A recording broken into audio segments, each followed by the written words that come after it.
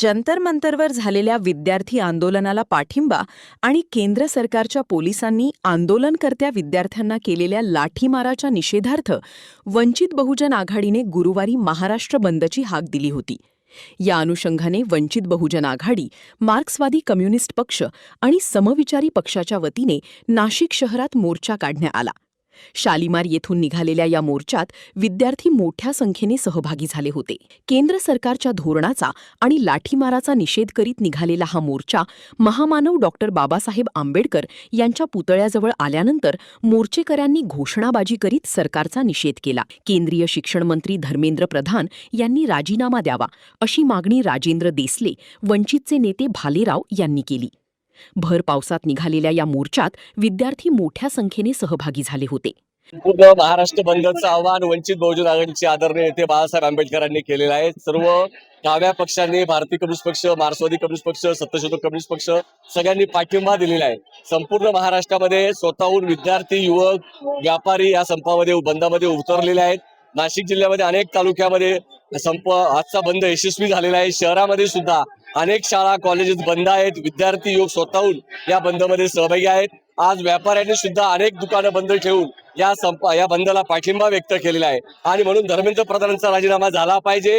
विद्यार्थ्यांवरती ज्या पद्धतीने अत्याचार दिल्ली पोलिसांनी केलेला आहे याचा निषेध घराघरातून निर्माण होतोय. आणि या पुढच्या काळात जोपर्यंत राजीनामा होत नाही, नीट परीक्षेमध्ये बदल होत नाही, तोपर्यंत हे आंदोलन चालू राहणार आहे. आणि म्हणून आजच्या बंदमध्ये सर्व नाशिककर, महाराष्ट्रातली जनता सहभागी झाली. त्या सगळ्यांचं मनपूर्वक आम्ही अभिनंदन करतो. आणि जोपर्यंत धर्मेंद्र प्रधानांचा राजीनामा होत नाही तोपर्यंत आपलं आंदोलन हे चालू राहणार आहे. आणि जोपर्यंत न्याय मिळत नाही तोपर्यंत शांत कोणी बसणार नाही, हा इशारा आजच्या बंदच्या निमित्ताने आम्ही देत आहोत. या ठिकाणी वंचित बहुजन आघाडीने जो महाराष्ट्र बंदचा कॉल दिलेला आहे त्यासाठी सर्व डावे, पुरोगामी, समाजवादी, लोकशाहीवादी सगळे मंडळी या ठिकाणी जमलेलो आहोत. आणि लोकांना शांततेच्या मार्गाने बंद करण्याचं आवाहन केलेलं आहे. या ठिकाणी तुम्ही बघताय मोठ्या प्रमाणामध्ये सगळे लोक जमलेले आहेत. विद्यार्थी मोठ्या प्रमाणामध्ये जमलेले आहेत, पालक मोठ्या प्रमाणामध्ये जमलेले आहेत. लोकांमध्ये प्रचंड असंतोष आहे आणि सर्व ठिकाणी दुकानं बंद झालेली आहेत. आणि या नाशिक शहरामध्ये पहिल्यांदा एवढ्या मोठ्या प्रमाणामध्ये उत्स्फूर्तपणे बंद लोकांनी केलेला आहे. हा विद्यार्थ्यांचा संताप आहे. आणि दिल्लीमध्ये जंतर मंतरला जे आंदोलन चालू आहे त्या आंदोलनासाठी महाराष्ट्रामधून एक जोरदार पाठिंबा मिळतोय. मी आदरणीय बाळासाहेब आंबेडकर यांचं आणि सर्व डाव्या लोकशाही आघाडीतल्या नेत्यांचं अभिनंदन करतो, त्यांना धन्यवाद देतो. आणि विद्यार्थ्यांची एकजूट, पालकांची एकजूट अशीच अबाधित राहील अशी ग्वाही देतो. शांततापूर्वक बंदचं आवाहन आम्ही केलेलं आहे. श्रद्धेय बाळासाहेब आंबेडकरांनी दिल्ली येथे झालेल्या घटनेच्या निषेधार्थ हा बंद पुकारलेला आहे. आणि अतिशय शांततेनं सर्व कार्यकर्ते नाशिकमध्ये आम्ही हा बंद पुकारत आहोत.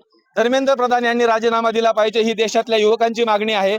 आणि या मागणीला आम्ही बाळासाहेब आंबेडकरांनी, सुजातसाहेब आंबेडकरांनी जाहीरपणे पाठिंबा दिलेला आहे. आणि हा पाठिंबा तुम्हाला दिसत असेल की कार्यकर्ते अतिशय शांततेनं घोषणा देत आहे. आणि ह्या घोषणा डॉक्टर बाबासाहेब आंबेडकरांच्या आहेत. ज्या घोषणेनं आम्हाला आझादी दिली, ज्या घोषणेनं आम्हाला जगण्याचं स्वातंत्र्य दिलं, त्या घोषणेला धरून आम्ही हे आंदोलन करणार आहोत. आमची मागणी आहे की धर्मेंद्र प्रसाद यांनी राजीनामा द्यावा. आणि सगळ्यात महत्वाची गोष्ट, ज्या विद्यार्थ्यांवरती या मोदी सरकारनं लाठीचार्ज केलेला आहे, आजपर्यंत आम्ही धर्मेंद्र प्रधानचा राजीनामा मागत होतो. आज आम्ही देशाचे पंतप्रधान नरेंद्र मोदीचा राजीनामा मागतोय की या अमानुषपणे त्यांनी विद्यार्थ्यांवरती लाठीचार्ज करायला नको होता.